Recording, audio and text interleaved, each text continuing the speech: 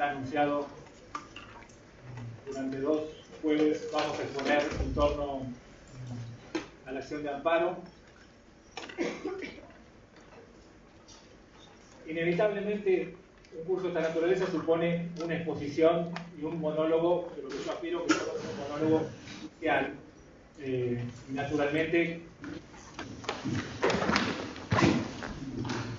las preguntas, las observaciones para la discusión. Honestamente, si surge a lo largo de la discusión una pregunta que es pertinente hacerla en ese momento, porque hacerla 40 minutos después pierde su sentido, con mucho gusto. El espíritu del curso es el gran aspecto de la institución, no simplemente.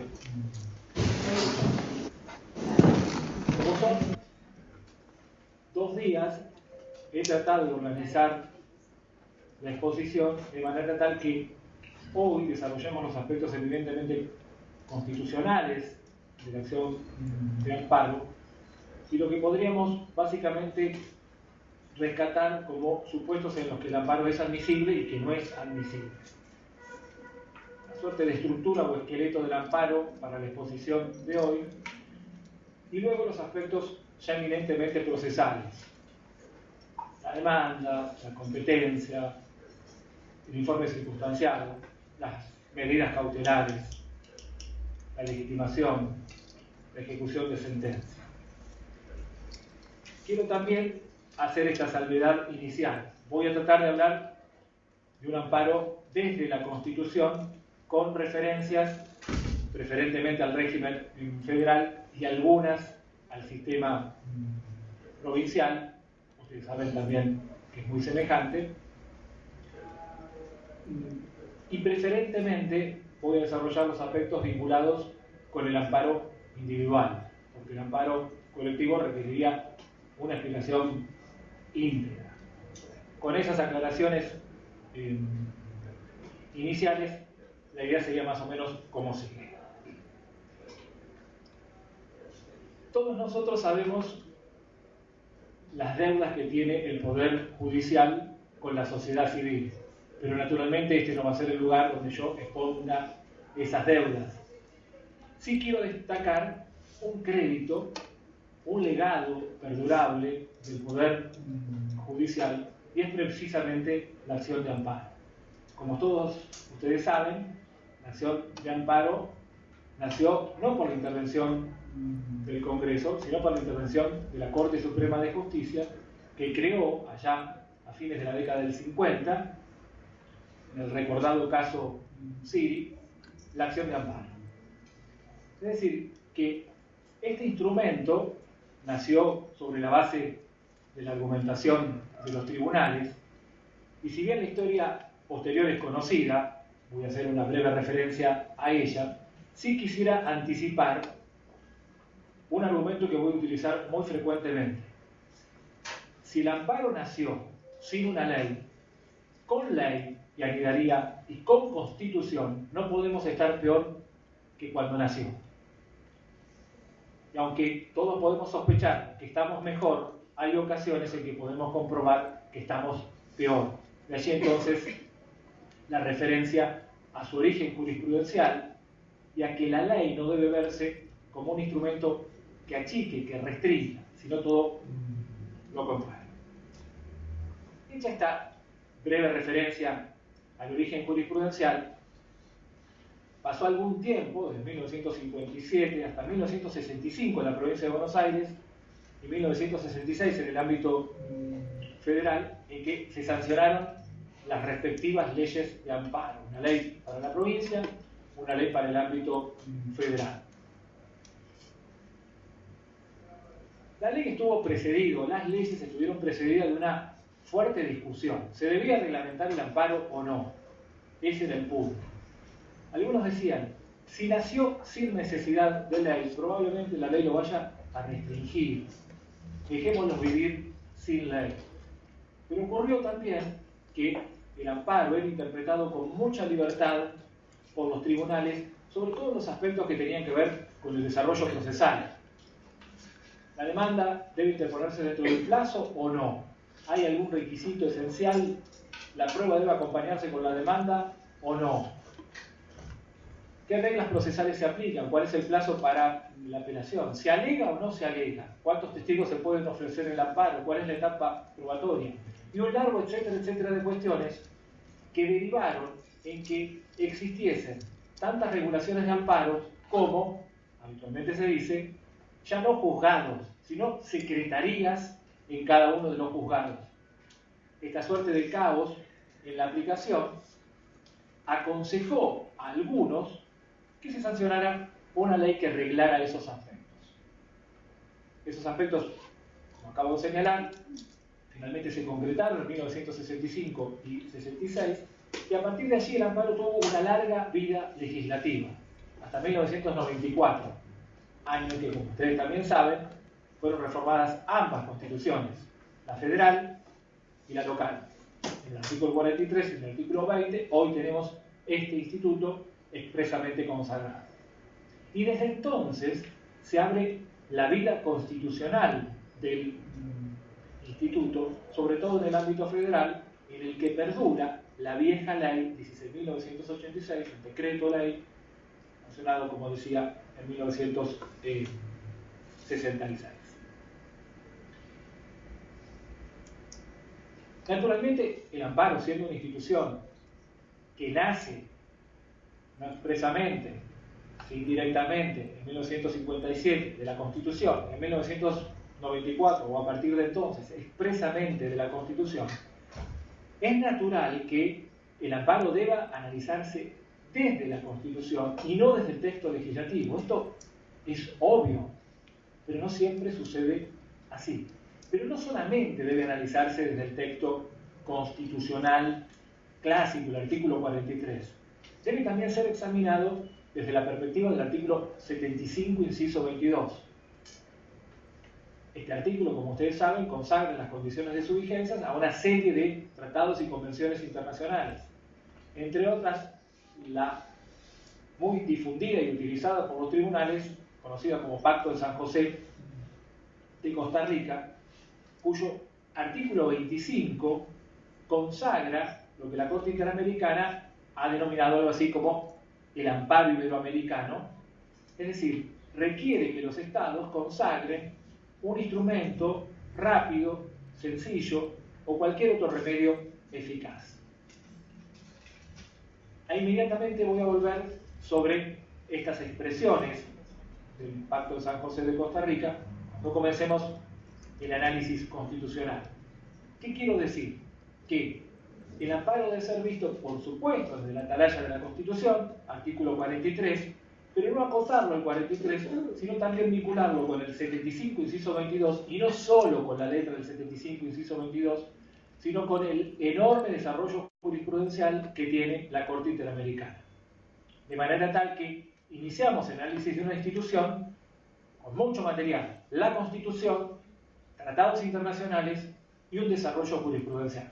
O sea, ese desarrollo jurisprudencial interamericano, y añadimos el desarrollo de los tribunales nacionales, principalmente de la Corte Suprema, se comprenderá por qué desarrollar simplemente los aspectos constitucionales nos va a llevar un tiempo, y es bueno que le dediquemos un tiempo a esa perspectiva.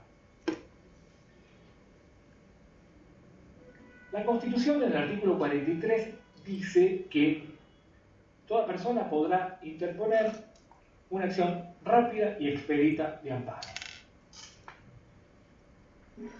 Bien, se trata de un texto constitucional y no podemos presumir que nuestros constituyentes tenían propósitos meramente literarios a la hora de escribir ese texto. Podrían haber dicho que cualquier persona puede interponer acción de amparo a secas. Sí, perfectamente, y de hecho otros textos constitucionales locales o de otros países consagran precisamente la posibilidad de promover acción de amparo, acción de tutela, recursos de protección a secas. Pero nuestra Constitución dice que la acción es rápida y expedita. Con lo cual, descartados los propósitos literarios, esto debe querer decir algo. no debe querer decir, quiere decir algo. Nosotros tenemos que interpretar ese alcance. Un modo inicial de interpretar ese alcance sería el siguiente. Si algo o alguien es rápido, cédanme por un instante que lo consideramos rápido en comparación con algo o con alguien. Bien, si estamos con el amparo y decimos que es rápido a secas, ¿qué nos imaginamos? Y bueno, somos todos abogados, alguien puede decir, ¿cuánto dura un pleito? Bueno, todos podemos dar cifras brevísimas o extensísimas de la duración de un pleito. Entonces, ¿cuán rápido debe ser el amparo? Yo propongo un parámetro. Digo lo siguiente, que el amparo debe ser más rápido que el más rápido de los procesos consagrados en el Código Procesal Civil y Comercial. Eso es que sea rápido, al menos para nuestra legislación. Añado algunos datos que luego nos van a ser útiles. La ley otorga un enorme poder a los jueces a la hora de establecer el plazo para contestar el informe circunstanciado. Se fijará un plazo razonable. En ocasiones, 3 días parece razonable, en otras 48 horas, y hay casos que requieren mayor urgencia, y en esos supuestos se aplicará un plazo de 24 horas. Sí, que es el tribunal el que lo puede fijar. Ahora bien, el tribunal no podrá fijar, aunque esté parcamente consagrado en la Constitución y diga rápido, no podrá consagrar un plazo que supere el plazo establecido en la regulación de los procesos ordinarios. No podrá decir que el informe circunstanciado deberá responderse en 10 días, porque con una decisión así el juez ha declarado la defunción del amparo, ha dejado de ser un amparo. Pero además la Constitución dice que esa acción no solo será rápida, sino también expedita, lo que significa, apelando a una, si se quiere, falacia de autoridad, lo que dice la Real Academia, que a veces se adueña del idioma y dice, ¿qué es expedito? Libre de obstáculos. Bueno, vamos a emplear esa acepción y vamos a decir que entre nosotros la acción de amparo debe estar libre de obstáculos, porque lo dice la Constitución. Pero como anticipamos, no solamente debemos quedarnos con el artículo 43, sino también debemos acudir al 75, inciso 22. Y si repasamos el artículo 25 del Pacto de San José de Costa Rica, nos encontramos con que dice que el remedio debe ser sencillo. Con lo cual, podemos decir que en el derecho constitucional argentino, por mandato de sus normas, el amparo debe ser un remedio judicial rápido, sencillo, expedito y eficaz. Y estas son características que vienen impuestas por las normas constitucionales. Estas características del amparo son operativas, son disposiciones programáticas.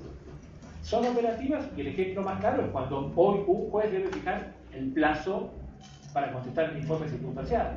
Si el amparo es un proceso rápido, bueno, naturalmente debo fijar un plazo brevísimo y la audiencia para la producción de prueba debe procurar aplicar el principio de concertación porque el proceso lo está requiriendo. Es un mandato constitucional la rapidez. Son operativas, los jueces las deben aplicar. Y por otro lado, son una advertencia al futuro legislador para que no caiga en la tentación de convertir al amparo en un instrumento complicado, lento e ineficaz. Tentación que hay que evitar y tentación que tiene allí un obstáculo constitucional evidente. Con lo cual, estas expresiones que contiene la Constitución, dicho en un sentido amplio, operan hoy en la interpretación que debemos hacer de la norma en un proceso y constituyen una valla, un límite para el futuro legislador. Comentario adicional. Nuestro amparo, al menos legislativamente, sigue siendo un instrumento procesal sencillo, simple. Y un dato para sostener esta afirmación es comparar la legislación argentina con la que existe en otros países.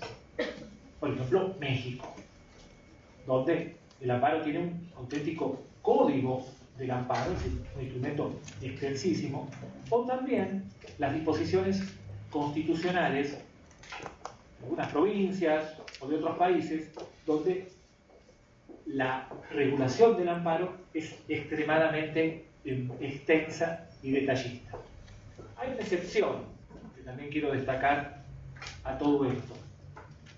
Hace algunos años, el profesor Sagüez decía que las constituciones admiten muchas clasificaciones y que una de esas clasificaciones podía consistir en señalar que hay constituciones parcas y constituciones verborrágicas.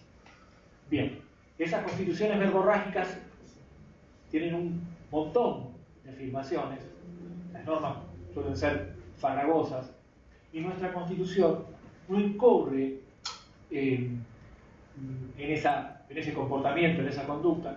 En el artículo 43 confluyen tres importantísimas instituciones de nuestro medio, tres en un solo artículo: el habeas corpus, en su versión individual y colectiva, el habeas data y el habeas corpus. Solo un artículo para eso, que en otras constituciones demanda abundantísima legislación. Por lo tanto, al menos en términos legislativos, sigue siendo un valor que se mantiene la sencillez del amparo, insisto, desde la perspectiva de su regulación, no tengo dudas que lo sigue siendo. Dice esta aclaración inicial que vamos a enfrentarnos a un instrumento regulado en la Constitución y que debemos comenzar su análisis a partir de ella.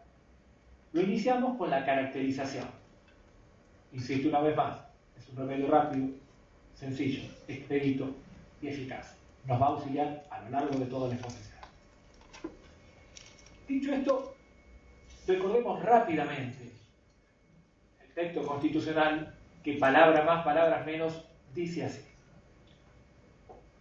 toda persona podrá interponer esta acción de amparo contra todo acto u omisión de autoridad pública o de particulares que lesione, restringe, altere o amenace con ilegalidad o arbitrariedad manifiesta derechos o garantías expresa o implícitamente consagrados en la Constitución Nacional y que no exista otro medio judicial más idóneo.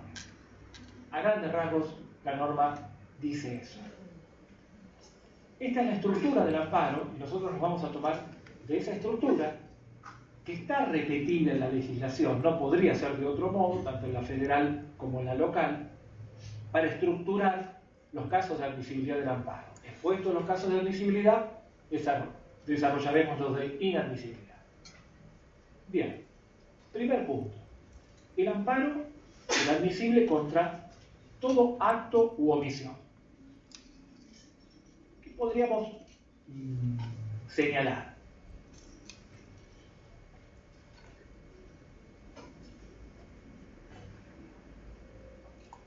Yo quisiera hacer una observación también adicional pensando no en la teoría sino en la práctica. Esta es una figura viva. Yo los pienso a ustedes y me pienso a mí trabajando con un amparo, decidiendo un amparo, promoviendo un amparo, respondiendo un amparo. Es decir, el amparo como institución viva, no como un objeto teórico. Entonces, uno podría hacer un esquema, no soy afecto al uso de la tecnología para la exposición, lo tengo hecho, el jueves que viene quizás lo podemos exponer, pero un listado de lo que habría que comprobar inicialmente para ver si el amparo es admisible o no, como una lista de esos requisitos que hay que cumplir. Bien, en ese listado inevitablemente lo primero que está es la Constitución. Entonces, verifiquemos. Debe haber un acto u omisión. ¿Qué extensión le vamos a otorgar a cada una de estas expresiones? Bueno, yo propongo algunas. Inicialmente señalo que los tribunales están acostumbrados a tratar actos y eventualmente a anular esos actos. Y diría algo más, que es bastante sencillo anular un acto. ¿Por qué? Porque lo tenemos allí, lo vemos, conocemos sus fundamentos, si los tiene o no, y los tribunales desarrollan una función tradicional en esto. ¿Cuál es? Anular. Es el control judicial básico sobre la vida de los otros poderes del Estado. Es lo que hace un tribunal. En un caso, hago la salvedad, los tribunales de amparo, si ustedes incluyen esto los litigios entre particulares, bueno, estamos hablando de otra cosa, pero desde esta perspectiva, los jueces tienen esa clásica función de enfrentarse a comportamientos de otros poderes del Estado y en caso de que sean contrarios a la Constitución Nacional, dejarlos sin efecto. Entonces, si nosotros nos enfrentamos con un acto, nos podemos enfrentar con algo así como esto. Una cesantía que alguien va a decir que es arbitraria. Un traslado en la administración pública que alguien va a sostener que es arbitrario. Una clausura de un comercio que alguien va a decir que es arbitrario. Es decir, un acto que vamos a poder examinar. Bien, imaginemos una cesantía, un acto de cesantía. Básicamente sabemos que el empleo público está regulado en la Constitución, que existe una garantía contra el despido arbitrario, la estabilidad en el empleo público, y que también en términos generales hay matices, pero en términos generales, ganada cierta antigüedad en ese lugar, la remoción debe realizarse a la luz de ciertas pautas. Lo que podríamos decir, en términos algo vulgares, es un sumario administrativo. Ese sumario administrativo destinado a determinar si alguien cometió una irregularidad y en su caso sancionado. Y allí lo vemos. La administración dicta ese acto y alguien viene al tribunal diciendo caprichosamente me han cesanteado. Imaginemos que se trata de un capricho, un claro capricho que está consagrado en ese acto de cesantía. Pues bien, el tribunal tendría que anular esa decisión administrativa y ordenar la reincorporación. No habría mayor dificultades si nos encontramos a un caso en donde claramente la decisión administrativa es arbitraria. ¿Comete arbitrariedad la administración? Sí. Si los tribunales las cometen porque a la luz de la doctrina de la Corte se anulan sentencias por su arbitrariedad, pues también la comete la administración, aunque lo decimos en un sentido técnico. En un sentido también vulgar, es un arbitrario que está cargado de una fuerza que quizás cuando estudiamos el recurso extraordinario o el amparo no lo sentimos. Bien, la administración actúa arbitrariamente, se anula esa decisión, se ordena la reincorporación. No habría dificultades, reitero, otro tanto en una clausura, o ingresaríamos en áreas un poco más complicadas. Imaginemos, la administración no decide la cesantía de la gente, sino lo traslada. Bien, ¿cómo podemos ver el traslado? Lo podemos ver, como tantas cosas en el derecho, desde distintas perspectivas. Una, en el clásico ejercicio de las facultades discrecionales de la administración para asignarle tareas a sus agentes. Entonces, usted que trabajó hasta hoy a mi lado, asistiéndome con la agenda y con otras tareas, a partir de ahora es imprescindible su colaboración en el archivo, que es un lugar oscuro, pero que va a ser iluminado con su participación. Bien, entonces, la administración va a sostener que se precisaban agentes y que lo ha derivado a un lugar que tradicionalmente no contaba con personal. ¿Cómo lo va a ver el afectado? Se trata de un acto persecutorio. Bien. ¿Qué va a tener el tribunal? Va a tener un amparo y va a tener un pedido de medida cautelar. El problema lo tienen ustedes, que lo tienen que resolver si van a dar fe del relato del actor o no inicialmente. Dar fe como para ordenar que se mantenga en el lugar donde prestaba funciones, o decirle, vamos a dejar el desarrollo procesal y veremos si se mantiene o no se mantiene ese acto y si vamos a anularlo o, por decirlo de alguna manera, confirmado. ¿A qué apunto? El modo tradicional del ejercicio judicial, de la actividad judicial, no se encuentra con mayores dificultades cuando tiene que anular un acto, ni tampoco con el mandato judicial que debe derivar de esa anulación. Es un empleo público, anulo y ordeno la reincorporación. Es una clausura, usted levanta la clausura. Pero este modo tradicional de muchos amparos encuentra en la Constitución y en la ley otra situación muy relevante. El amparo no solamente es admisible contra actos, sino también contra omisiones. Comienzo con una afirmación discutible y deliberadamente exagerada de mi parte. El Estado no daña los derechos de los particulares, tanto con sus acciones como con sus omisiones. O si me permiten una nueva exageración. Los modos más sofisticados de dañar los derechos de los habitantes son a través de las omisiones y no de los actos. Imaginemos esta situación.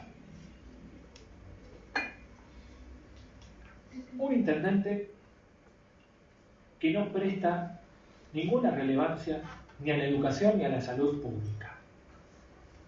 ¿Cuán dispuesto va a estar a cerrar una escuela o a cerrar el funcionamiento de un hospital en agosto de un año electoral? Si lo vemos difícil como acto, bueno, es muy probable que haya modos alternativos para llegar al mismo fin. Y si las autoridades no se van a enfrentar con un acto de cierre de una institución, como un colegio o una escuela, tienen modos bastante perversos de llegar al mismo resultado. ¿Cómo? Con omisiones sucesivas y sistemáticas, no proveyendo de los recursos, no asignando partidas, decretando una muerte lenta de esas instituciones. ¿Qué hace el Estado? No hace, omite. Cuando el Estado omite y alguien levanta la bandera contra esa omisión, los jueces se encuentran con un terreno mucho más complicado que el que genera un acto. Porque el acto está allí, lo leemos, lo vemos, conocemos sus argumentos o sus faltas de argumentos. Pero ¿qué hacemos con las omisiones? Bien, serios problemas constitucionales, examinar qué normas están infringiendo. ¿Tiene algún grado de discrecionalidad de la administración para asignar partidas a una escuela u a otra? ¿O para destinarlos a tal obra u otra? ¿Pueden los jueces, sin infringir, sin avanzar sobre poderes que tradicionalmente les corresponden a otros del Estado, ordenar ciertas conductas? Entonces vemos que las omisiones son un frente reconocido constitucionalmente para que el amparo funcione, pero un frente con complicaciones adicionales, que solo enunciaré porque no las puedo resolver en un caso, sino en un caso concreto. Las líneas son bastante generales, quizás en la discusión que planteemos al final de esta primera exposición podamos decir algo más concreto.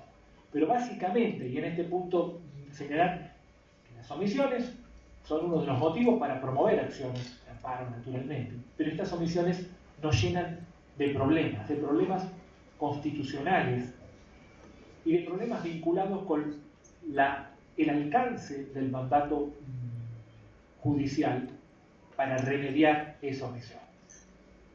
Hago una observación más. Puedo distinguir entre omisiones relativamente sencillas y omisiones estructurales. Si la omisión consiste en que no me dan el tratamiento médico, en que no me proveen la prótesis, bien, estamos en un terreno bastante sencillo. Administración, usted debe cesar en esa conducta y le ordeno que le entregue la prótesis o el tratamiento médico, o que ese niño que tiene tal problema de salud sea asistido con tal o cual tratamiento. Un modo sencillo de resolver esas clases de omisiones. Hay otro panorama de omisiones. Imaginemos un número creciente de cursos de agua que se ven paulatinamente contaminados y atribuimos esa contaminación a controles un poco flexibles o no lo suficientemente rigurosos del Estado que permiten arrojar desechos. Bien. Hay una omisión en el control que se debe de esa actividad. El tribunal tiene un panorama un poco más complejo para decidir. Cuando me planteen casos, probablemente podamos aclarar el punto. Nos basta ahora, en esta suerte de desarrollo de los requisitos que debemos examinar, que el amparo debe dirigirse contra un acto o una omisión y le podemos asignar a actos y a las omisiones el alcance que he intentado más o menos describir. Cumplido este primer requisito, podemos examinar que ese acto u omisión emana, como señala nuestra Constitución, o puede emanar de una autoridad pública o de un particular. El primer dato que quiero destacar es el siguiente. La Argentina, cuando en 1958 consagró el amparo contra actos de particulares, se adelantó varias décadas a lo que hizo el resto del mundo. Y entre nosotros no hubo mayor dificultad con este punto porque la Corte lo reconoció en Cot, porque la ley provincial lo reconoció y porque luego, frente a ciertas reformas, los códigos procesales reconocieron el llamado amparo contra actos de particulares. Esto no fue así en el resto del mundo y menos en Latinoamérica, con lo cual nosotros corremos con cierta ventaja que el amparo cubre todo ese universo. Incluso las palabras del caso Cot son bastante premonitorias. No es el Estado, como puede imaginarse, el único autor de daños a los derechos de los particulares. Son las grandes corporaciones, dice la Corte, y seguramente estaba la pluma de Orgaz detrás de todo esto. Son las grandes corporaciones. La Corte lo decía en 1958. La legislación nos ha favorecido porque nos permite dirigir el amparo contra actos de autoridad pública y contra actos de particulares. Bien, ¿qué podemos señalar? Bueno, básicamente lo siguiente. Distingamos. Si el acto que estamos cuestionando es de una autoridad pública en el sentido tradicional, vamos a considerar como tal al Estado del alto censo, municipal, provincial o federal. En el otro extremo, un particular, digamos, puro y duro, ahora volveré a qué me refiero con esta expresión, y luego particulares que pueden desarrollar funciones administrativas, el caso típico son los concesionarios de servicios públicos, u otros que desarrollen otras funciones que requieran la intervención estatal. Es decir, tenemos un abanico de situaciones. Trato de explicar. El sujeto pasivo habitual e histórico del amparo es el Estado, pero no es el único, eso lo tenemos claro. Cuando el Estado funciona en el ámbito federal, la ley a secas, y cuando hay un particular, la cuestión está discutida si también se incluye en la legislación procesal de la ley o del Código Procesal a los concesionarios de servicios públicos, o se los equipara al Estado, se los equipara a los particulares, puede variar el régimen procesal. Solo un indicio. En la acción de amparo no hay, en términos tradicionales, un traslado de la demanda. Hay un requerimiento de informe circunstanciado. Volveré el jueves que viene sobre esto. No es lo mismo. Y es muy importante que lo que se le exija a la autoridad es un informe circunstanciado y no un simple traslado de la demanda. Cuando es un particular, a secas, no se le puede requerir un informe circunstanciado, sino que habría un traslado de la demanda. Y la situación varía. Insisto, voy a volver sobre el punto el próximo jueves. ¿Qué quiero señalar? Que, según sea un particular o el Estado, puede variar hasta el régimen procesal, las cuestiones vinculadas con el informe circunstanciado, con el régimen de las cautelares, con el régimen de los efectos de los recursos contra las cautelares, es decir, que sea el Estado, sea un particular, está lleno de consecuencias también de orden procesal. las aplazo, simplemente hoy las advierto. Cuando se trata de particulares que tienen a su cargo, por delegación o por concesión, ciertas actividades, me refiero básicamente a los concesionarios de los servicios públicos. Ustedes saben que históricamente, la historia reciente, porque en la historia íntegra del país las cosas fueron distintas, en la historia reciente uno puede tener memoria, echando una mirada rápida a la edad del auditorio, que desde los 90 hasta acá tienen clara memoria. Bien, uno podría decir que si la historia arrancara allí, el Estado prestaba servicios públicos y luego los prestaron los particulares. La historia mirada desde otra perspectiva es un poco distinta. Pero bien, desde allí fuimos testigos de que el Estado prestaba ciertos servicios públicos.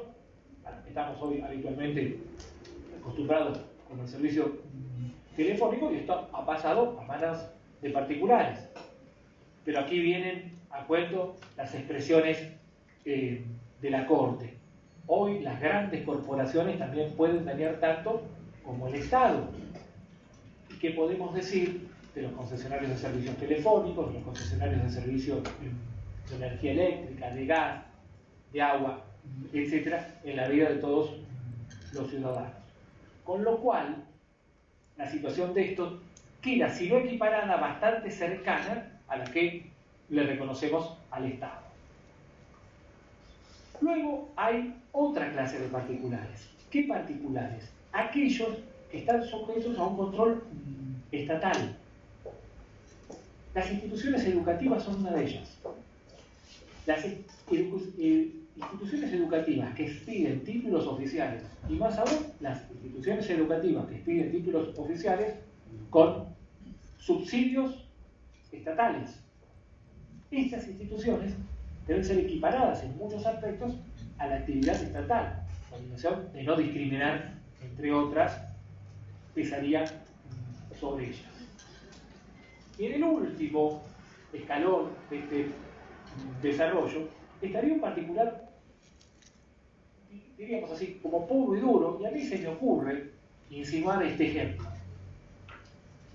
Un amparo contra una institución deportiva en ejercicio del derecho de admisión. Entonces, imaginemos, simplifiquemos el mundo deportivo y llevémonos al fútbol. Entonces uno está esperando ese clásico para asistir y cuando uno va a ingresar le dicen no, derecho de admisión.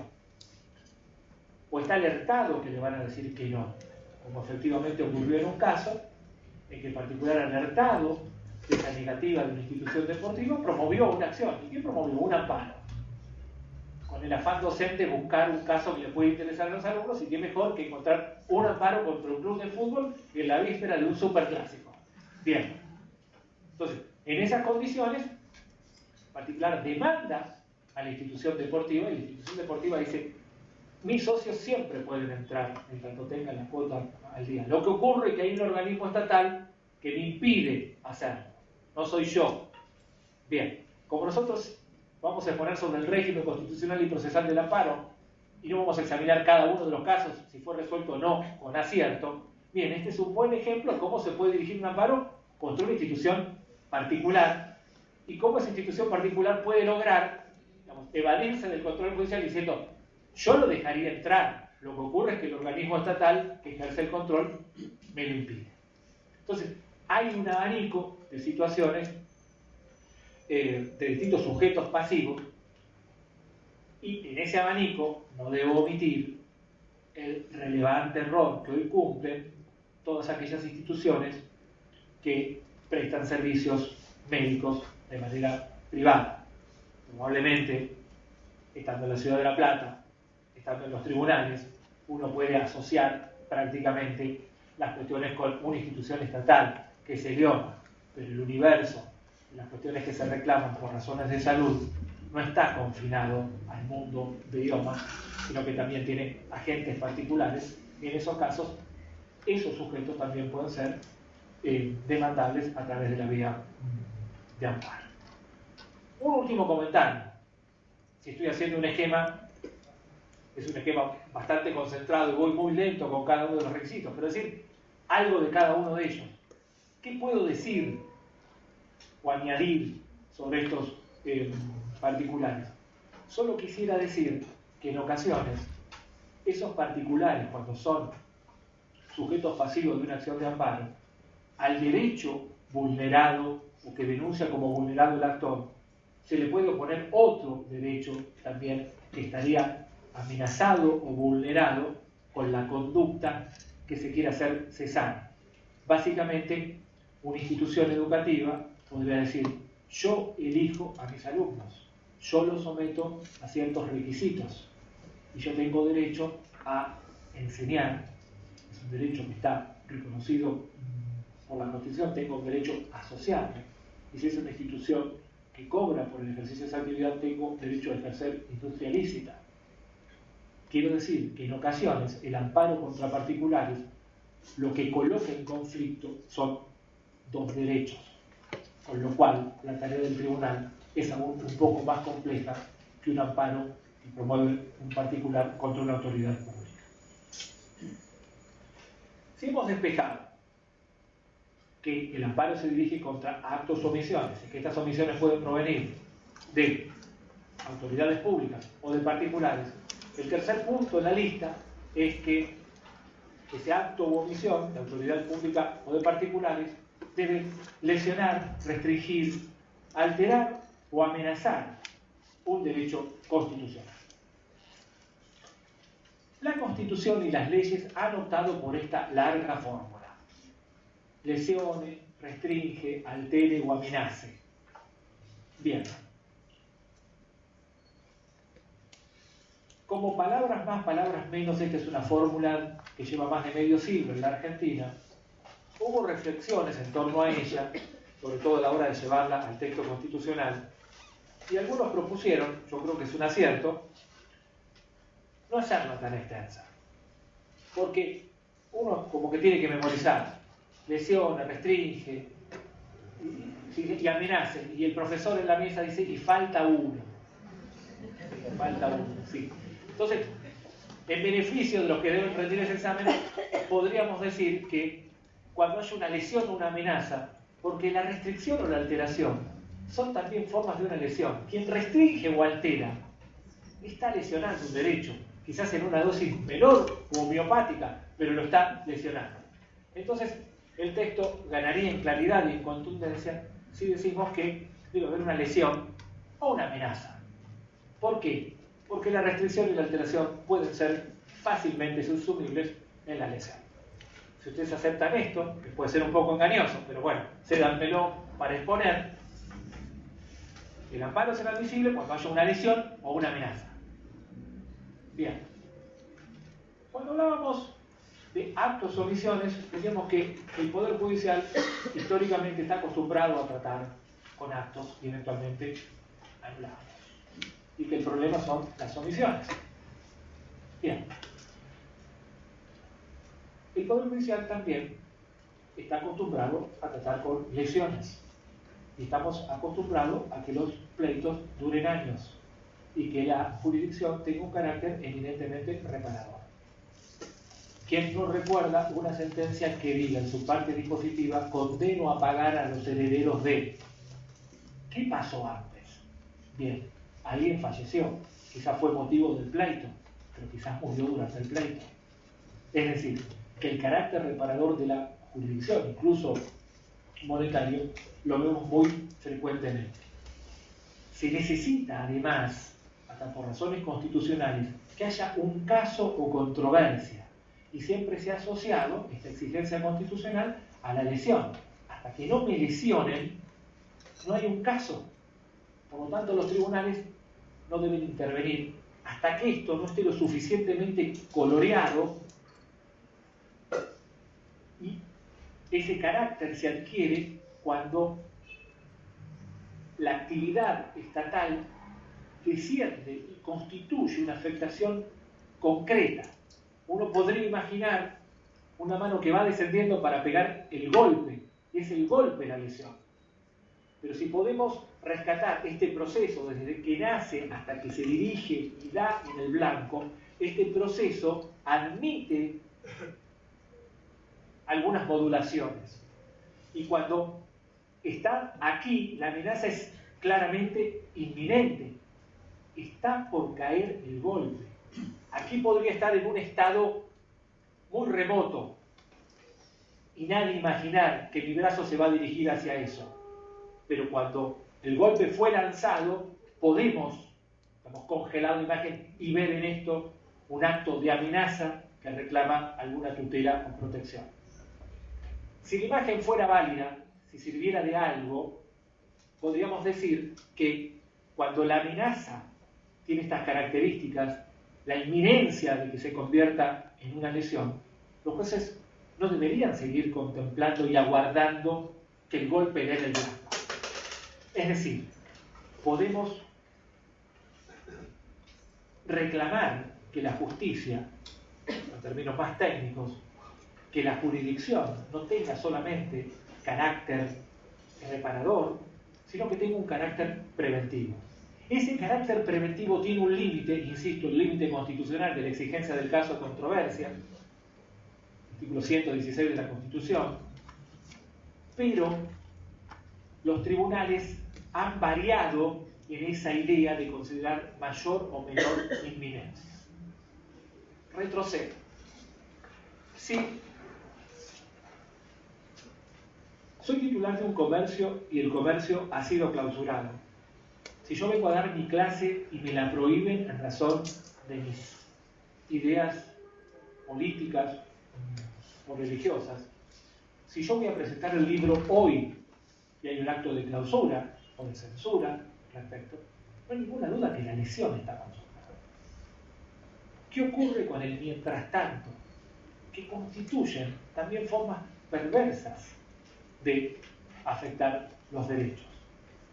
Porque como la amenaza no se concreta, propicia un estado de incertidumbre que repercute en el ejercicio de esos derechos y por tanto no lo hace pleno.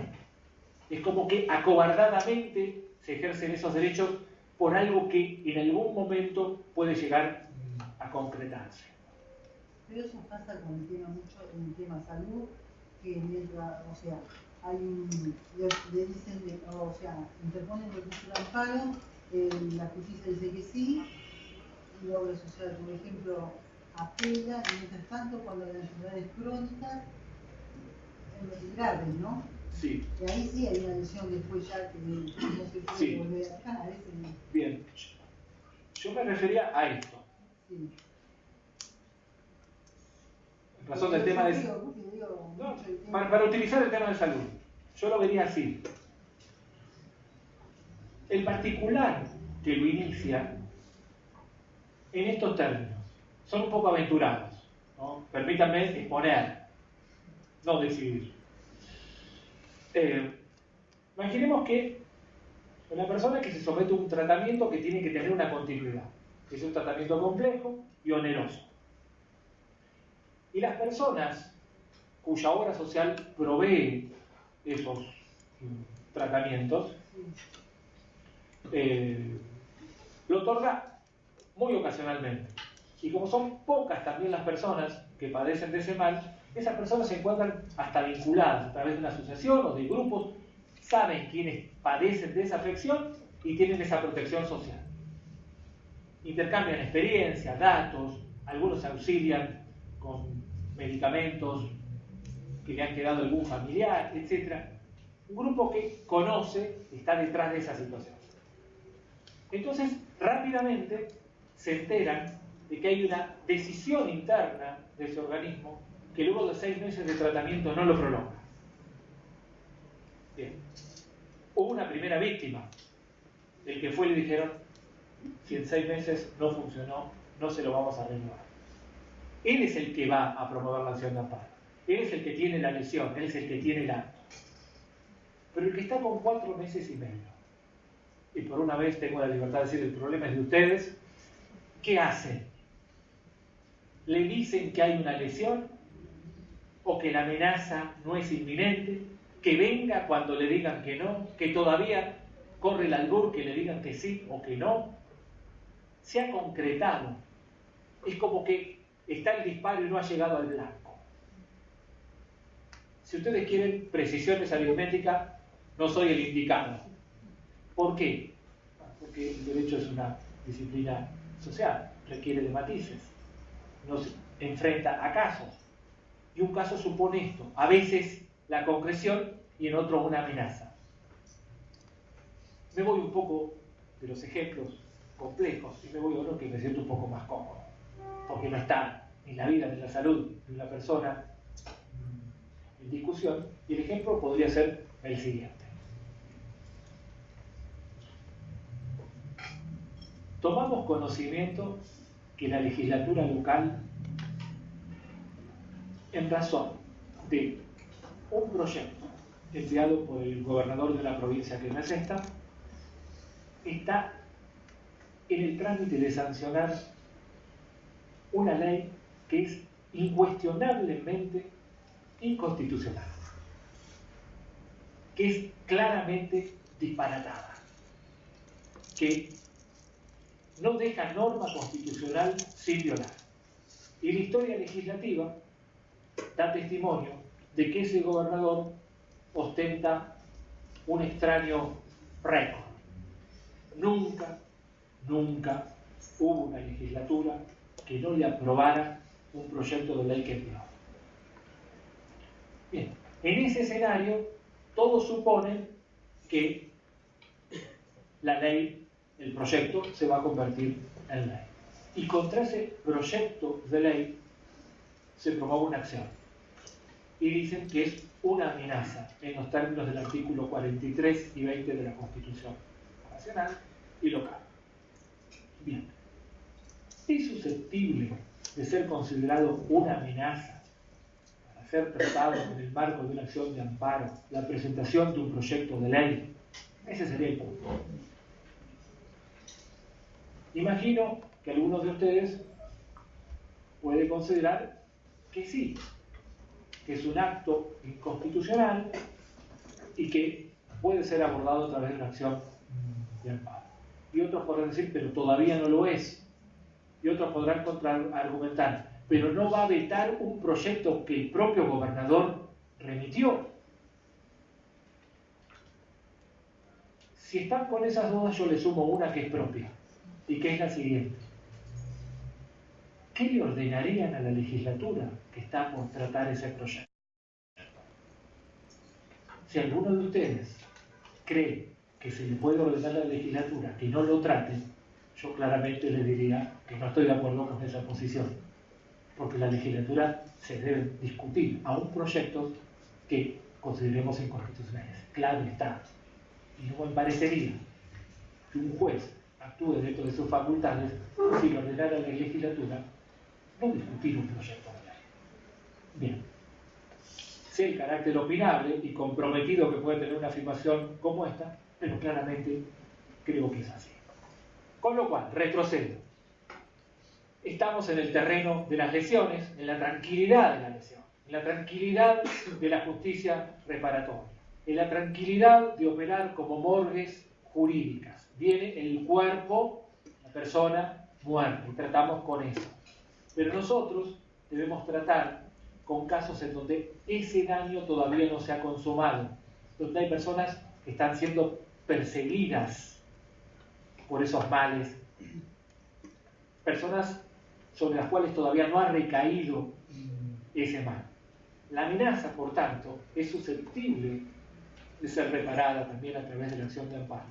Pero el enorme problema es cuán inminente debe ser esa amenaza para que consideremos una amenaza que puede ser decidida a través de una acción de amparo. Si me reclamaran una respuesta breve, yo veo en esto un continuo, desde la lesión hasta la amenaza más paranoica. Bien, estas claramente no reunirían la condición de ser de actualidad que requiere la norma constitucional o legislativa, según los casos, y me orientaría hacia algún tipo de amenaza que el contexto general del caso permita suponer que de no recibir protección judicial, inexorablemente, inevitablemente, va a recaer sobre la persona o sobre los bienes en discusión un perjuicio mayor que el que significaría no actuar en ese caso. seguramente lo discutiremos un poco más adelante. Si hemos señalado que requerimos de un acto o una omisión de autoridad pública o de particulares con una lesión o una amenaza, diremos rápidamente, para que este listado se complete, que debe afectar derechos constitucionales, no garantías, sino derechos. Permítanme obviar este punto, para señalar los otros dos que me parecen muy relevantes. Ese acto o omisión de autoridad pública o de particulares que lesiona o amenaza derechos constitucionales debe ser manifiestamente ilegal o arbitrario. Y por último, no debe existir otro medio judicial más idóneo para tutelar el derecho que se dice vulnerado. Bien, ese comportamiento debe ser manifiestamente ilegal o arbitrario. Esto lo heredamos desde Cid y Cot, una larga elaboración, pero no hay definiciones. La Corte, que ha desarrollado una enorme doctrina en materia de arbitrariedad de sentencias, casi nunca se dio a la tentación de definir qué es la sentencia arbitraria. Constituye una referencia ineludible, recordar la obra que hizo entre nosotros Genaro Carrió, la clasificación de las causales de arbitrariedad, las dificultades que tiene cualquier jurista para definir una categoría como esa. Pero allí algún precedente de la Corte ha dicho que arbitraria es la sentencia que es inconcebible en una administración racional de justicia. Dicho en un lenguaje mucho más llano, cuando es un disparate. Bien, solo en esos casos, dijo la Corte, apelando a una expresión que en realidad venía de la Corte de los Estados Unidos, la sentencia debe ceder y ser descalificada a la luz de esa doctrina. Pero también, durante muchos años se ha aplicado esta doctrina de la arbitrariedad, y en muchos terrenos, probablemente, la doctrina de la arbitrariedad haya cedido espacio, y muchos supuestos disten de ser arbitrarios para integrar el terreno del opinable. Ya no son sentencias arbitrarias, sino claramente opinables. No quisiera descender a ese terreno, que me interesaría y mucho, de ciertas sentencias que estarían en esa línea entre lo opinable y lo arbitrario. Pero intentemos lo siguiente.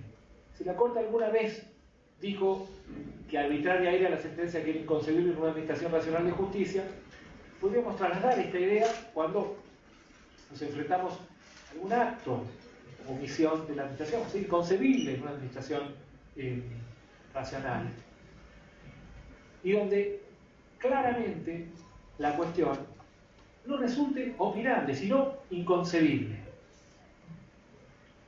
Bien, esto nos va a llevar a una pequeña pausa ahora, porque en minutos vuelvo sobre el punto, nos va a llevar a la cuestión del carácter opinable o de aquellas cuestiones que requieren de mayor debate o prueba.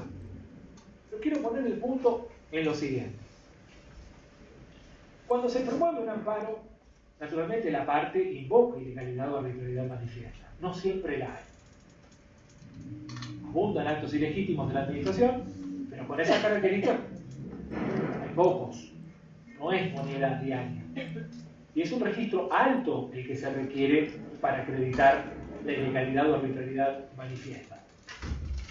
Enfrentados a un caso, podríamos ser mucho más precisos, pero lo que claramente excluye esta exigencia es el carácter opinable de una decisión, como también, en materia de recursos extraordinarios, excluye la arbitrariedad y el carácter opinable de la sentencia. Me atrevería, también con afán de simplificación, a oponer. No es arbitrario si es opinable.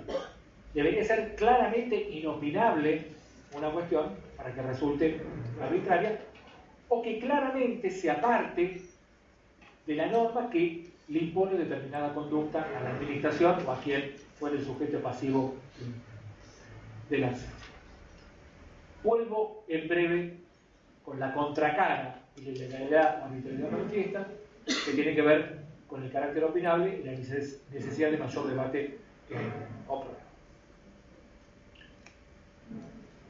El último punto tiene que ver con la disposición constitucional que señala que el amparo no será admisible cuando exista otro remedio judicial más idóneo. Bien, esta expresión tiene su historia y la historia ayuda.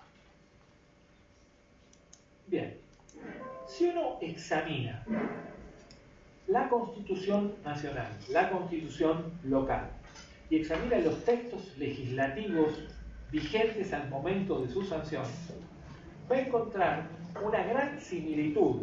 Es decir, el constituyente copió buena parte de lo que decía la Constitución Nacional, el artículo 1 de la ley 16.986. Amparo será admisible contra todo acto o omisión. Eso es la letra de la ley. Reproduce el artículo.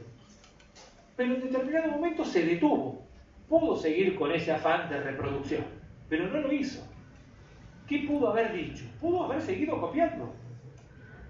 Y pudo seguir diciendo que el amparo no será admisible cuando existan otras vías administrativas o judiciales, como decía, las normas reglamentarias. Pero el constituyente no lo hizo. Cambió. No dijo. No continuó con esa inercia que la reproducción del texto legislativo hacía esperar. El que por primera vez se enfrentaba al texto del artículo 43, uno lo iba leyendo, quizás el tiempo no permitía tanta reflexión, pero cuando uno lo iba leyendo decía, copiaron la ley, hasta que llega la sorpresa. La sorpresa es que no copiaron todo el texto de la ley. Y el constituyente modificó, no insistió en la existencia de otras vías administrativas o judiciales. Y sustituyó esto por una expresión que requiere de interpretación, y es que no deben existir otros medios judiciales más idóneos. Es una cláusula difícil de atrapar, que necesariamente requiere de interpretación judicial. Llevamos 25 años interpretándola, algo podemos decir de ella, pero hablando de la historia, yo quisiera plantear, para mostrarlo como en blanco y negro, lo siguiente. La norma antes decía, cuando existan otras vías administrativas o judiciales. Bien. Si alguno de ustedes ha visto hoy un amparo que es rechazado porque existen otras vías administrativas, si alguno ha visto algo así, es que la fuerza de ese criterio supera la fuerza que tiene la Constitución.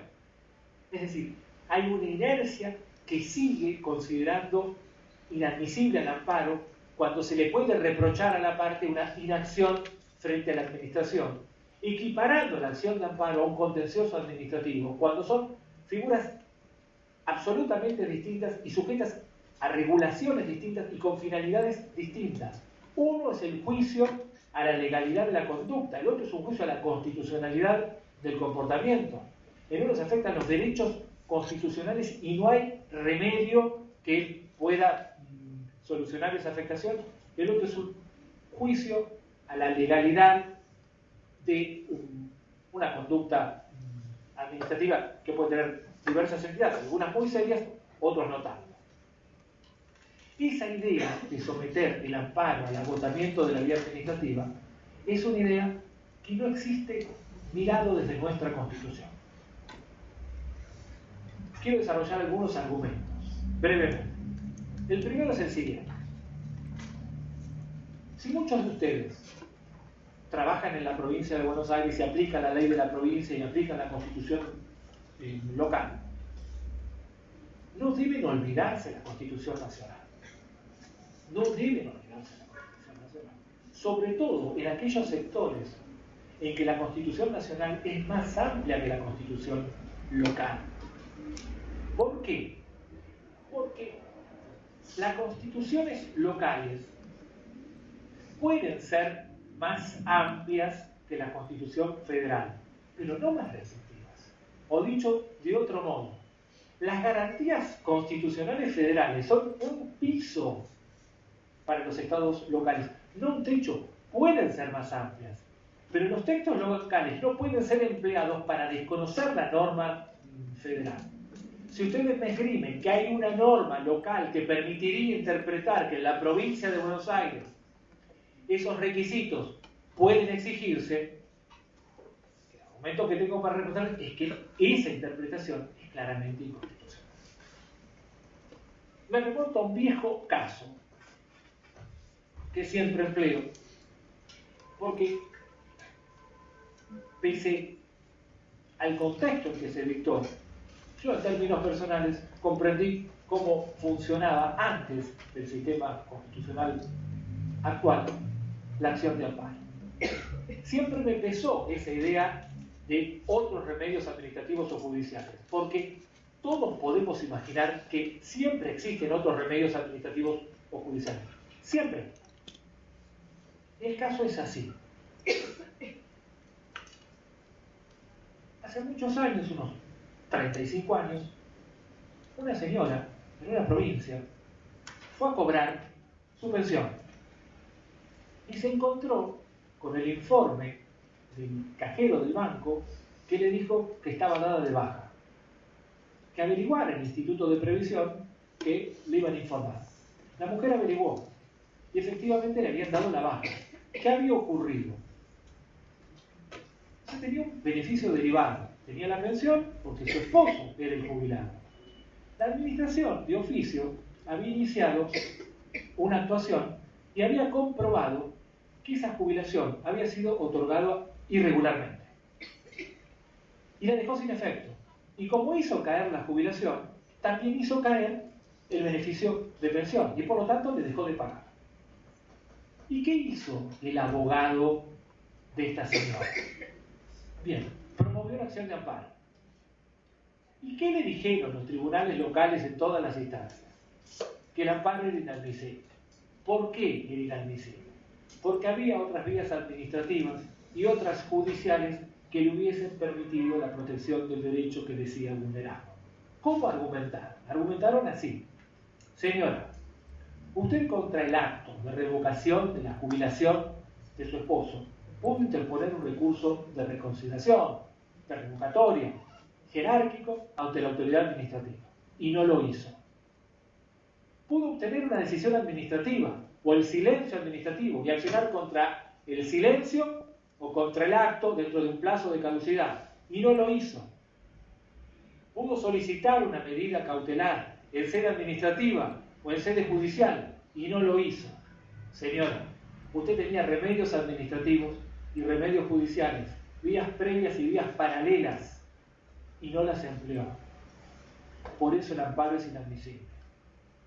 No podemos seguir razonando así. Pero no podemos seguir razonando así porque en 1985 la Corte decía esto.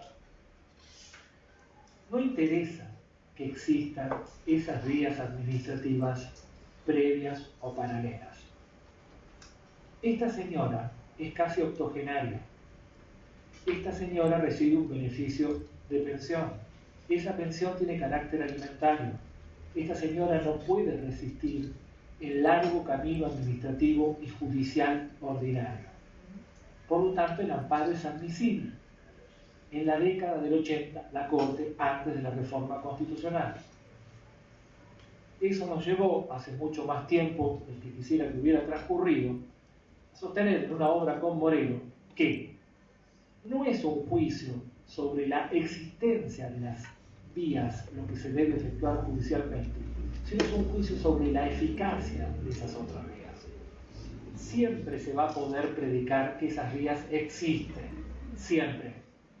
El problema es determinar si esas vías van a ser eficaces para proteger. Si no lo son, no obstante la existencia de esas otras vías, el amparo es admisible. Bien. ¿Cuánto no sería admisible el amparo?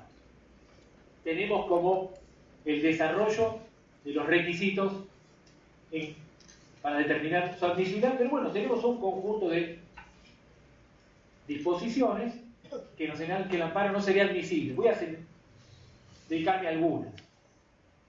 Bien, Empiezo por algunas sencillas. El amparo no será admisible cuando se pueda promover un habeas corpus. Bien, está muy bien y podemos decir lo siguiente. ¿Por qué? Porque el habeas corpus es la vía judicial más idónea. Hay algunos problemas. No los voy a someter a ellos, pero sería el siguiente. Si el habeas corpus es admisible cuando hay un agravamiento de las condiciones de detención, esas condiciones de detención pueden tener que ver con derechos como derecho a estudiar. Y si hay restricciones para que estudie un particular o para que profese determinado culto una persona privada de su libertad, la vía es la del amparo o la del habeas corpus. Hay o no, a veces la hay, creo que sí, cierta superposición en algunos derechos que podrían ser cuya protección podría ser reclamada a través del amparo si la persona no estuviera privada de su libertad. Pero como está privada de su libertad, se promueve un habeas corpus correctivo. Pero claramente la ley dice, si lo que está en tela de discusión es la libertad ambulatoria y el remedio es el habeas corpus, el amparo será inadmisible. No creo que tengamos casos de esa naturaleza y tampoco creo que los tribunales deban rechazar el amparo. Lo que hay que hacer es reconducir y de inmediato o derivar al juez penal o tomar alguna medida porque están reclamando protección a un juez y lo que está, digamos, en discusión es la libertad ambulatoria, las condiciones de detención. Con lo cual es inadmisible, puede variar el trámite, pero esto no libera a los jueces de todo auxilio, como tampoco lo libera, lo veremos en la próxima clase, cuando se promueve una acción y el juez es incompetente. Ser incompetente no significa desligarse de la suerte del litigante. No, pesan sobre los jueces ciertas obligaciones. Encontremos algunos límites, pero pesan, están reclamando protección. Señalamos, en el caso de la habeas corpus es un ejemplo sencillo. En el caso que la demanda fuera interpuesta más allá del plazo establecido para hacerlo. A eso le voy a dedicar unos minutos la próxima clase. Tema del plazo, la constitucionalidad del plazo, la conveniencia, ¿no?, del plazo, el modo de computar ese plazo, es también un punto que vamos a discutir. Hay áreas un poco más dudosas, por ejemplo, aquellas que tienen que ver si se plantea la inconstitucionalidad de una norma.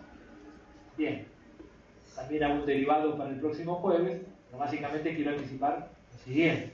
El amparo es un remedio constitucional. Constituye la base de ese instituto, que allí lo que se va a discutir es la constitucionalidad de un acto o de una norma. Poco interesa que sea un acto o una norma. Es un instrumento de protección constitucional. Los jueces no pueden evadir el control diciendo hay que declarar la inconstitucionalidad. Hay situaciones que habría que considerar. Si solo se está cuestionando la norma en un acto de aplicación, tiene matices. Pero si el caso que debo resolver supone declarar la inconstitucionalidad de una norma, claro que sí, el amparo es la vía idónea y eventualmente se deberá declarar la inconstitucionalidad si es necesario para proteger. Si me están dictando un acto individual basado en una norma claramente inconstitucional, imaginemos una norma que se ha dictado con carácter general deliberadamente a fin de aplicármela en el caso concreto, es evidente que en particular estaría desprotegido si no se puede impugnar esa norma, pero también le dedicaré algo cuando hablemos del trámite. ¿A qué me quisiera referir? Bien, a aquella disposición que señala que el amparo no será admisible cuando la cuestión requiera de mayor debate o prueba. Y esto supone un análisis que nos va a vincular en parte con los requisitos de legalidad o arbitrariedad manifiesta y también unos comentarios que se vinculan con la necesidad de que no exista otro medio judicial más idóneo. Si la cuestión requiere de mayor debate o prueba, en general los tribunales rechazan la acción de amparo. Es común ver en la jurisprudencia que este amparo, o el amparista no ha acreditado la ilegalidad o arbitrariedad manifiesta, sino por el contrario, la cuestión requiere mayor debate o prueba. Algunas observaciones. El amparo no excluye la producción de prueba. Es más, es una etapa en la vida del amparo. El amparo prevé una audiencia en donde la prueba oportunamente ofrecida se debe producir. No es una acción que no tolere la actividad probatoria. Es una idea equivocada, que no surge ni de la ley ni de la buena práctica del amparo. Lo que dice la ley es que la cuestión no debe requerir mayor debate. Bien. ¿Cuándo es mayor debate? Bueno, uno podría dar algunos indicios. Un indicio es si la cuestión requiere de una intervención pericial compleja. Bien, hace muchos años daba un curso, una maestría de Derechos Humanos, y bueno, hace afirmaciones imprudentes. Era un curso que no requería que todos fueran abogados, sino admitía profesionales de otra disciplina y había un ingeniero. Y qué mejor para un abogado, que a veces se considera habilitado a pronunciarse sobre otras disciplinas, de señalar, de hacer una afirmación respecto de las bondades del envase plástico respecto al envase de vidrio, como si fuera un beneficio de los tiempos contemporáneos que esto estuviera envasado de este modo y no en un vidrio, como dando por sentado que esto era mejor que el vidrio. Y también, para no dejar ninguna duda que podemos pronunciarnos sobre otras áreas, también me manifesté sobre las bondades de los baños públicos y el secado de las manos con el sistema de aire en oposición a la utilización de las clásicas toallas de papel. Bien, estuvo muy bien que el ingeniero me diera una lección de con cuánta libertad me estaba escribiendo sobre temas que dividían, digamos, a los expertos sobre el punto. Bien, entonces, cuando se promueve un amparo para prohibir la comercialización de tal producto, y tal producto es cancerígeno, o tal producto daña, etc., es cierto que tenemos una serie de armas, principios precautorios, etc., pero claramente tenemos ciertas dificultades de orden probatorio. ¿Cómo hacemos para dictar sentencia en 48 horas frente a tamaño asunto que inevitablemente nos está conduciendo a un camino sin salidas? No puede ser la corazonada del tribunal lo que haga que la demanda progrese. No puede ser la cerrada negativa del demandado lo que selle la suerte. Entonces, probablemente haya asuntos vinculados con aspectos que están muy lejos, fuera del conocimiento regular de un juez, que requieran una actividad que justifique que esa discusión tramite en otro cauce. Alguna vez se utilizó un neologismo indicando que, de lo contrario, lo que se obtendría sería una amparización del universo procesal y una devaluación del instrumento, porque si todo es amparo, el amparo deja de estar destinado para aquellas graves situaciones para las que fue concebido. ¿Por dónde trazar la línea divisoria? Bien, es una de las tareas más complejas. Yo utilizo una serie de instrumentos para orientarme en esta búsqueda, que lo comparto con ustedes. Los instrumentos que yo empleo tienen que ver con lo siguiente. Primero, la naturaleza de los derechos afectados. Bien, yo voy a colocar en cierta jerarquía la vida y la salud. Y voy a colocar en otra, en tema claramente opinable, las cuestiones estrictamente patrimoniales. Tendría que definir qué es esto. Libéreme por ahora de hacerlo, pero aquellas cuestiones meramente patrimoniales las podríamos derivar a un curso procesal que tolere una discusión más amplia y que tenga como consecuencia inmediata una mayor lentitud en el proceso. Derivar al proceso tradicional del código procesal y excluirlo. Y comenzar a llevar para las aguas del amparo aquellas cuestiones respecto de las cuales la falta de intervención judicial derivará en un perjuicio irreparable o de muy difícil reparación ulterior, que son típicas de estas cuestiones. Si está en juego la vida, si está en juego la salud, si está en juego otras situaciones como la libertad de expresión, la protección del patrimonio arquitectónico, la protección del patrimonio histórico, cultural, el medio ambiente, etc. Áreas en que la intervención debe ser inmediata, porque las consecuencias serán fatales frente a la complicada operación que debe efectuarse para determinar si una empresa está realizando adecuadamente los procesos para desechar tal o cual objeto. Si el amparo no es la vía, esto no equivale a una desprotección judicial. ¿Por qué? Porque otra gran institución y con un volumen muy importante está actuando entre nosotros, que es el sistema cautelar. Pienso una vez como litigante y digo lo siguiente: si el particular promueve un amparo y en su fuero íntimo sabe, el letrado, que está exagerando la existencia de ilegalidad o arbitrariedad manifiesta, que el pleito en rigor requiere mayor debate o prueba, si exagerando esto también está reclamando una admisibilidad forzada y probablemente también un eventual rechazo de la medida cautelar o de la acción de amparo, ¿por qué no intentar un proceso ordinario con una medida cautelar, en donde probablemente el tribunal actúe sin algunos apresuramientos? Permítanme recordar algunas expresiones de la vida judicial. Si alguno de ustedes trabaja, me podría apoyar en lo que voy a decir o desmentir, y es lo siguiente: si el próximo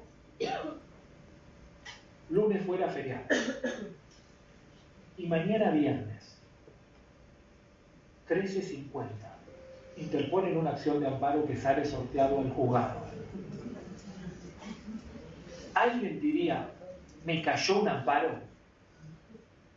¿Tengo alguien que me acompañe en esto? Bien. Yo creo que la expresión en sí misma nos está condenando. Si la idea es que cayó el amparo, lo que se van a poner en operación son todos los instrumentos para ver qué falta. ¿Estoy faltando la verdad? Y esto, inevitablemente, está mal. Porque quien acude, por ejemplo, en un amparo de salud, tiene un largo calvario. Es su enfermedad. Es su enfermedad. Imaginen ustedes que uno debe acudir a médicos y a abogados. ¿Qué mayor mal le podemos destinar a las personas que transiten esas dos profesiones? Entonces, quien lo promueve está en esa trágica encrucijada, con un largo litigio, además con una entidad que se le niega a suministrar lo que precisa para su subsistencia. Si el razonamiento es que cayó un amparo, bien, estamos en una situación en donde desenfocamos cómo debemos manejar ese instrumento. Entonces, yo les cuento que ese modo de verlo va a estar reservado a otro tipo de situaciones en las que diría, y por esto promuevo un amparo, y ahí sí ingresamos en el área de lo discutible, y por esto interpone un amparo. Si le ponemos hechos a este y por esto interpone un amparo, y este y por esto interpone un amparo no es la salud, pues bien, ahí sí podemos acudir a las viejísimas enseñanza que nos da un hombre del derecho civil, que era Espota, que los abogados, antes de interponer la demanda, deben actuar como abogados de la actora, como abogados de la demandada, sentarse un rato como jueces y luego escribir la demanda. Y atravesado ese triple juicio, interponerla. Y quizás entonces sí quede un resquicio para, y por esto lo interpone. No he encontrado en todos estos años una expresión que tuviera la precisión para definir cuándo no existe o cuándo no existe ese otro medio judicial más idóneo. Todo se limita a una cuestión de sensibilidad jurídica respecto de los valores que están en juego y de en cuánto estos se pueden preservar en especie y no en sustitutos posteriores dinerarios. Ese debería ser el desideratum, proteger en especie, no indemnizar después. Dejemos un tiempo para las preguntas, así cumplo un poco con lo que me había propuesto. Con mucho gusto los escucho.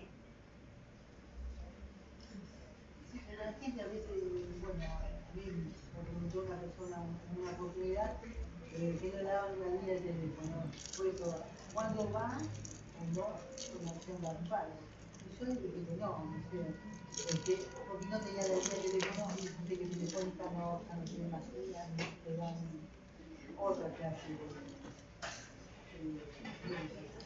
Bien, el amparo ha crecido y también hay una legislación complementaria, muchas veces en materia de protección a los consumidores, que cubre también un papel importante, que pareciera que esos instrumentos en principio serían suficientes, pero es imaginable un acto de ilegalidad o arbitrariedad manifiesta en cuanto a las cuestiones vinculadas a la telefonía celular.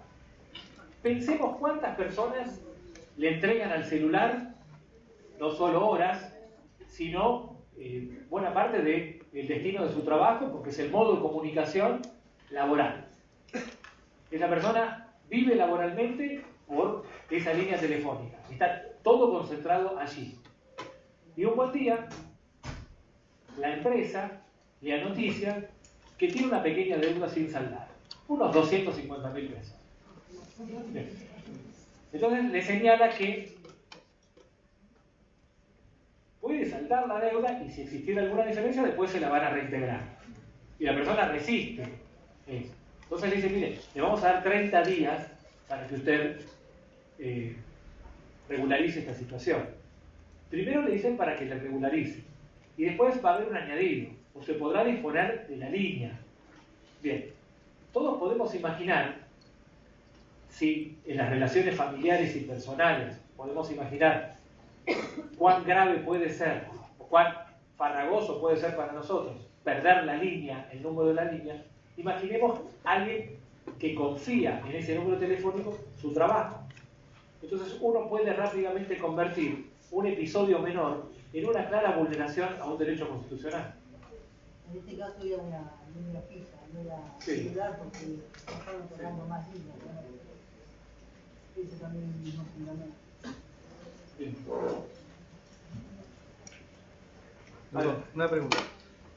Sé que la procedencia del amparo contra actos del Poder Judicial ha sido históricamente negado, encuentro el razonamiento por la vía recursiva, pero se me ocurren supuestos en los que la vía recursiva tal vez no sea posible transitar por un tema de preclusión o incluso quizás el proceso esté terminado y la acción de revisión no pueda ser articulable. ¿Qué opinión tiene al respecto? Bueno.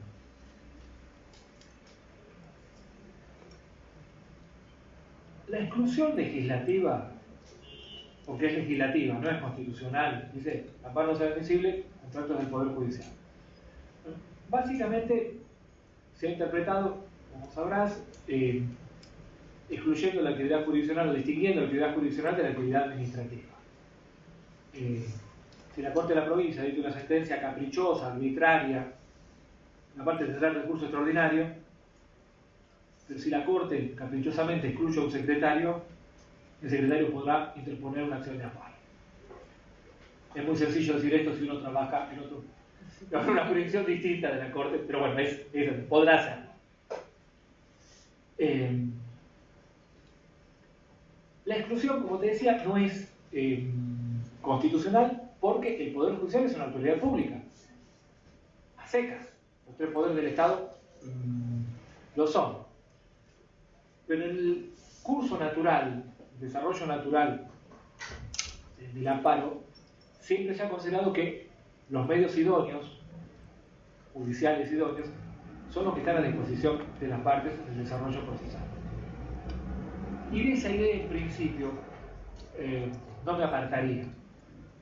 Puedo imaginar alguna situación, puedo imaginarla, pero también sería una situación que en la tradición jurisprudencial argentina ofrecería algunos reparos, como que un juez de primera instancia deje sin efecto una sentencia de un tribunal superior. Con lo cual, el sistema tradicional de la exclusión jurisdiccional, siendo amplio la posibilidad de protección de los actos administrativos, es en lo que creo, básicamente, sabiendo que es objetable y que puede haber un reparo.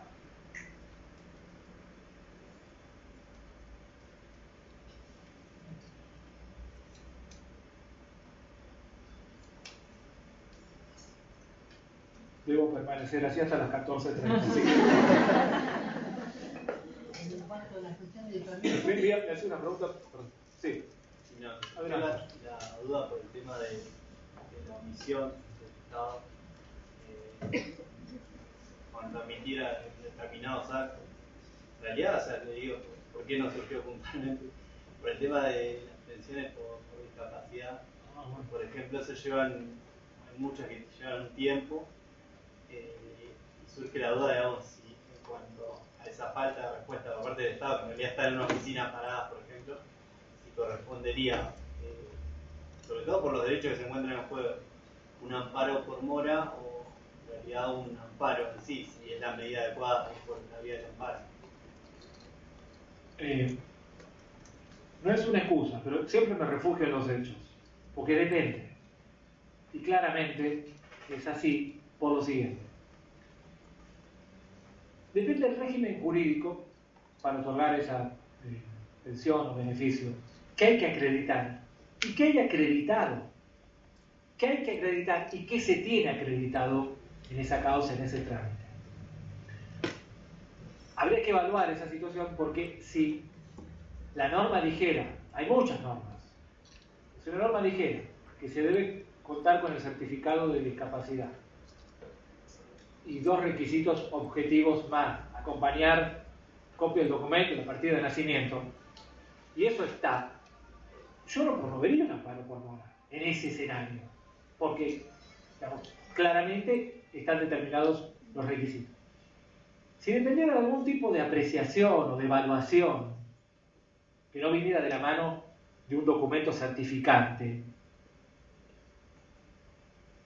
pedirle al tribunal que lo otorgue directamente, según los casos, puede ofrecer alguna dificultad adicional, porque el tribunal puede decir, pero yo para ordenarle al órgano administrativo que lo otorgue, tengo que tener por lo menos acreditado esto y esto no está.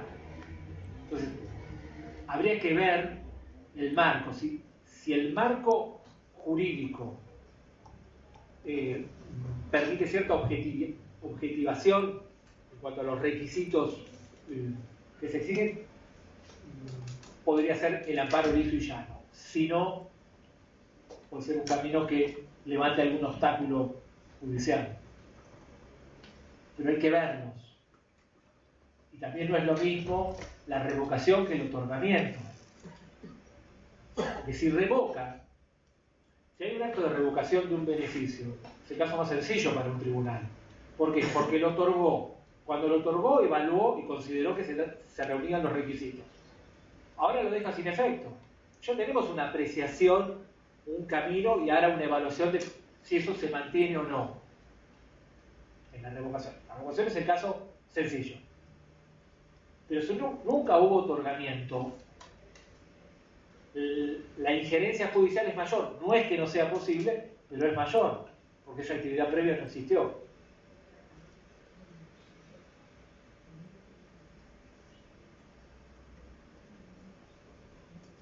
¿Puede ser una pregunta sobre la competencia?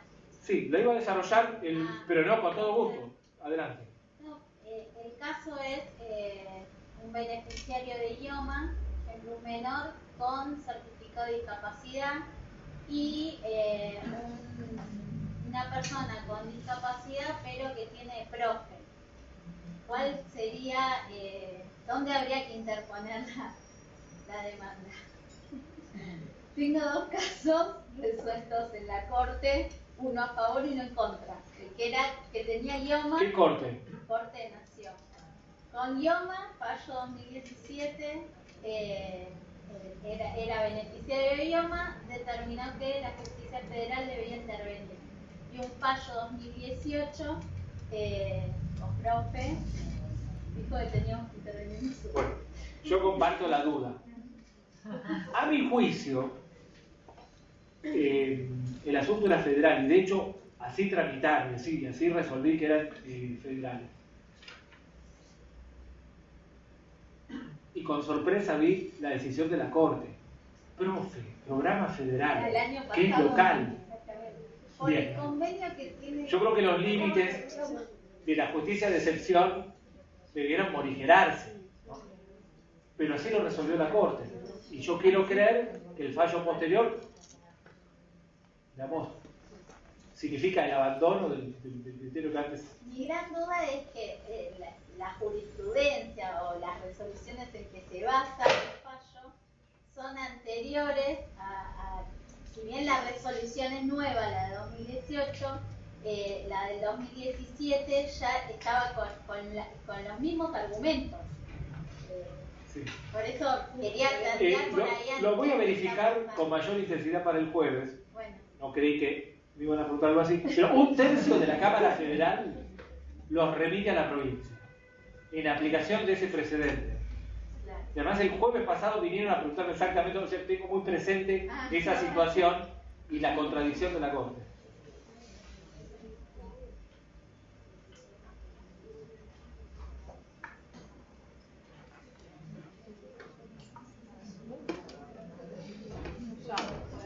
Adelante. En cuanto, insistiendo un poco con el tema de la idoneidad de la vía, Sí. si no podría ser un parámetro también para evaluarla el tema de ver la eficacia en cuanto a la rapidez o la necesidad de rapidez en esta resolución en vez de en cuanto a la gradación de derechos. Porque obviamente que si yo tomo en cuenta el derecho a la salud y un derecho de contenido patrimonial, está la sensación que nunca sería idóneo un amparo para un derecho de contenido patrimonial. Sí. Porque lo podría resolver siempre por otra vía. No habría que tener en cuenta la necesidad de una rápida resolución por parte del amparista. Sí. Bien. Yo lo que veo es que no se puede llevar al amparo para que sea un instrumento de ejecución acelerada de un pagaré. Bien, estamos de acuerdo. Ese sería el límite patrimonial. Pero me pongo en dificultades yo mismo. ¿Sí? En un amparo se persigue la prestación de una obra social. Un tribunal lo otorga. Bien, estamos en lo que habitualmente discutimos en un amparo. Pero ¿qué ocurre si una parte afectada por una dolencia seria que requiere de intervención urgentísima acude al prestador habitual y cuando se presenta y le dicen que allí le van a hacer la intervención, dice, es la primera vez que vemos un caso así? Entonces los familiares le dicen, no te podés atender aquí. ¿Sí? Sería un caso, tendríamos que hacer un ateneo y ver qué vamos a hacer. Bien. Entonces la parte, aconsejada por sus hijos, va a un centro especializado, donde dice claramente, mire, esto se hace en muy pocos sitios del país, usted iba camino a una muerte segura si se lo hacían en ese otro sitio, y le hacen la intervención. Muy bien. Consigue el dinero y lo paga. La dificultad de que me coloco es la siguiente. promueve un amparo para obtener la restitución de ese dinero que le ganó. Uno podría decir, esto es un cobro acelerado de una suma de dinero, o es el equivalente a una prestación, y podría argumentar, pues bien, mire, este dinero no era mío, lo solicité a un conjunto de personas frente a esta gravísima situación, estaba en riesgo, y ahora, caprichosamente la obra me desconoce todo tipo de reintegro. O imaginemos que la obra reconoce que debe reintegrarle, pero solo objeta la vía. No, en esta vía no. Bien. Hago los puntos suspensivos para señalar lo siguiente. El argumento de que existen otras vías ha sido llevado a límites tan caprichosos como estos. Yo tuve un caso hace años, como ya la situación se ha como difundido, ya no es un caso inusual. Se trataba de una cirugía bariátrica, el bypass gástrico, no sé qué otro nombre se le da, pero en ese entonces fue el segundo o el tercero que se planteaba aquí en el país, y tramitó el asunto como un amparo. Se hicieron peritajes sobre la persona, se expidieron un largo desarrollo probatorio, y cuando el juez tuvo que dictar sentencia, dijo que la cuestión excedía claramente los límites de un amparo y que había que rechazarlo. No había ninguna duda que ese amparo se había ordinarizado y que había habido pruebas como cualquier otro proceso. Pero lo que no pueden hacer los tribunales es negar lo que está en el expediente. Por eso la Corte muchas veces ha anulado sentencias en las que los tribunales dicen: yo lo rechazo para que aprendan, para que sepan que esto no es un amparo. Pese a que la remisión a otras vías supondría simplemente promover una nueva acción y en la que uno solicitaría, como toda prueba, ese expediente y obligar a una nueva sentencia. Ese modo de proceder ha sido descalificado por la Corte. Y doy un contraargumento más. Todo muy bien con la distinción de los derechos patrimoniales y no patrimoniales, ese abanico de situaciones. Pero he omitido deliberadamente algo. He omitido el corralito. Bien. Y en el corralito, ¿qué se reclamaba? Bien. Permítame una morigeración en esto. Y lo libero hasta el próximo jueves. En un caso, puede ser la restitución pura y llana del dinero. Tengo mi depósito, lo quiero, porque es mío. Punto. Pero no todos los casos fueron así. Hubo muchos casos en donde la restitución estaba anudada a una intervención quirúrgica, a la compra de una vivienda, de la vivienda a la que habían llegado tras ahorrar, obtener un préstamo, vender alguna otra propiedad, etc. O una beca, o el pago de los salarios en una pequeña empresa, etc. Es decir, que la afectación podía ser vista desde la perspectiva patrimonial tradicional, pero también pudo ser vista o podía ser vista desde otra perspectiva. Estas personas lo que están reclamando no es el dinero para mantenerlo intacto, sino es el dinero para solventar tal o cual actividad. Entonces, el amparo por el corralito, con ese fundamento, fortalecería mi opinión por un lado y la desvanecería por el otro. Mi impresión ha sido siempre que ese suceso del amparo, del llamado corralito, y esa energía de proteger la propiedad, con el tiempo no iba a ser ejercido con la misma intensidad, y que el amparo iba a adquirir un rumbo en donde frente a los derechos clásicamente de propiedad se iba a mostrar bastante diferente a considerar otras vías alternativas. Permítanme un ejemplo más. Hubo un juez de primera instancia, juez federal con asiento en la capital, a quien se le reclamó como medida cautelar que dispusiese la instalación de rampas provisorias en el edificio de los tribunales y sede de la Corte, Talcahuano 550, la capital federal, para que una abogada que no podía movilizarse, que andaba en sillas de ruedas, la abogada se llamaba Labatón, así se llama el caso, accediera al tribunal. Bien, el juez de primera instancia rechazó la medida cautelar. Utilizó un único fundamento. Dijo que la pretensión cautelar coincidía con la pretensión de forma. Yo vi a esa abogada ser subida literalmente en andas de abogado y otros transportando la silla de ruedas hasta llegar al primer piso de los tribunales federales. Bien. Sin embargo, ese juez federal, cuando tuvo que actuar en los amparos por corralitos y la pretensión cautelar coincidía con la pretensión de fondo, no echó mano a ese argumento. Este es un fuerte fundamento para considerar que lo que yo estoy afirmando respecto de la acción de amparo no es más que mi preferencia personal y que no toda la jurisprudencia está dispuesta a trazar esas distinciones.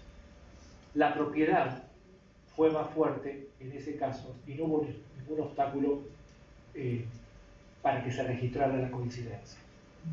Cuando, cierro, como luego se hizo, un sistema de rampas provisorias fácilmente acomodables, sin modificar la estructura arquitectónica, podría haber sido una medida cautelar suficiente.